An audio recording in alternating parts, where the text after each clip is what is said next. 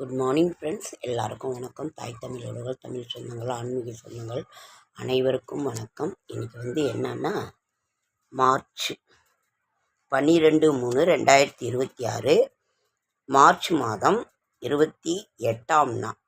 March மாதம் விசுவாவசு வருடம் மாசி மாதம் 28ஆம் நாள். இன்றைய திதி நவமி திதி. நள்ளிரவு வரைக்குமே இருக்குது. 5-6 மணிக்கு வரைக்குமே இருக்குது. அதற்கு பிறகு தசமி திதி. காலை மூலம் தொடர்ந்து போராடம் நட்சத்திரம். இன்று யோகம் சித்த யோகம். சூரிய உதயம் 6:24. கும்பலக்னம் நாளிகை 9:55. இன்னைக்கு தொடர்ந்து முயற்சி செய்து கொண்டு இருங்கள். நேரமே சரியில்லைனாலும் உழைப்புக்கேற்ற ஊதியத்தை கடவுள் கொடுத்துருவார். அதனால் ராகு காலம் 1 to 3, குளிகன் 9 to 10, யமகண்டம் 6 to 7. சூலம் இன்னைக்கு எல்லாம் முடிஞ்சிருச்சு. சரி, இன்னைக்கு நாம் 4 கிரக சேர்க்கை குரு பார்வையில் இருக்குது. மீனத்தில் சனியும் சுக்கிரனும் இருக்காங்க. சனி சுக்கிரன் அதிநட்பு. சிம்மத்தில் கேது இருக்காங்க. மிதுனத்தில் குரு இருக்காங்க. இன்றைய ராசி பலன் மேஷம் மகிழ்ச்சி, ரிஷபம் வெற்றி, கடகம் வரவு, மிதுனம் வரவு, கடகம் உயர்வு, சிம்மம் நட்பு,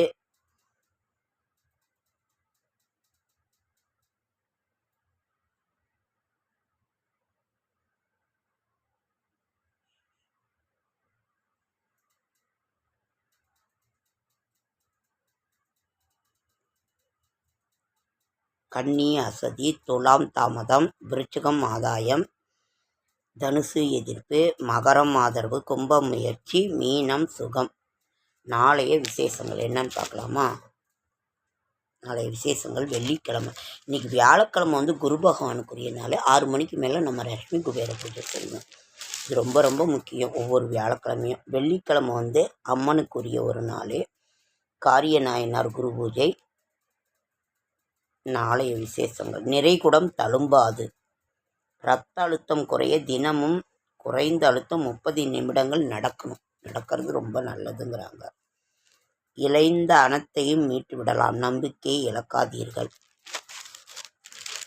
பிரியமான வேலை எதுவும் கஷ்டமானதல்ல.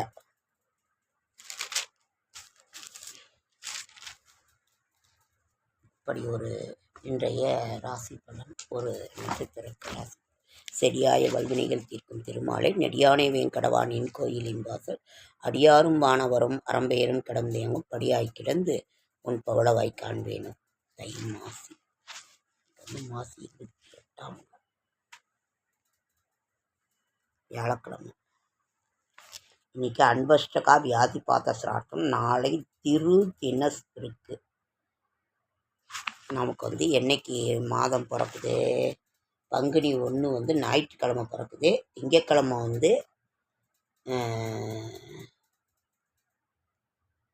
சோமப்பிரதோஷம். அன்னைக்கு சோமப்பிரதோஷம் பிறக்குது. இதுதான் நான்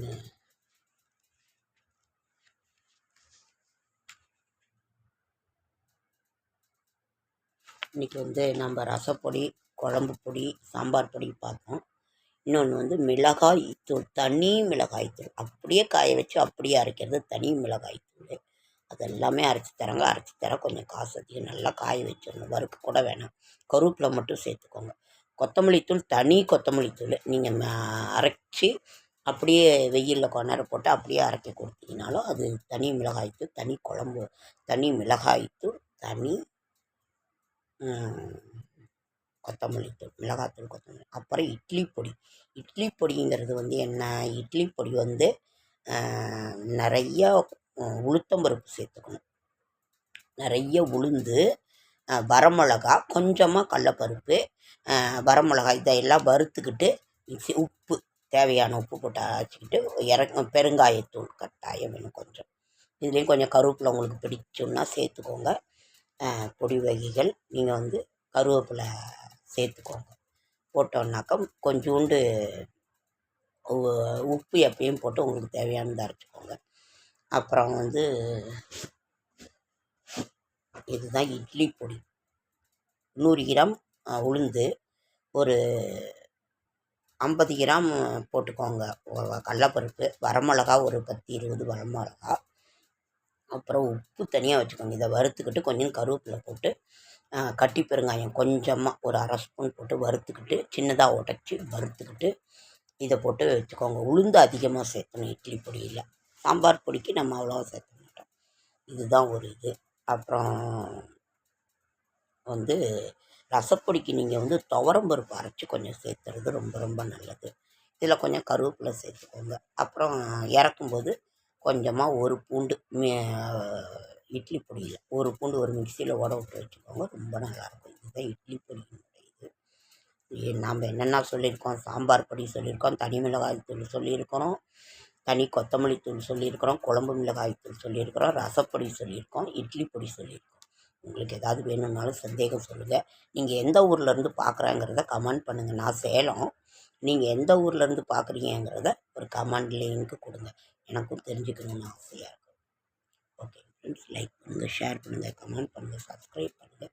என்னால் முடிந்த ஆன்மீக தகவல் தரேன், நல்ல தகவல் தரேன். என்னோடய ஷார்ட்ஸ் வீடியோ பார்க்குற அனைவருக்கும் நன்றி, நன்றி, நன்றி.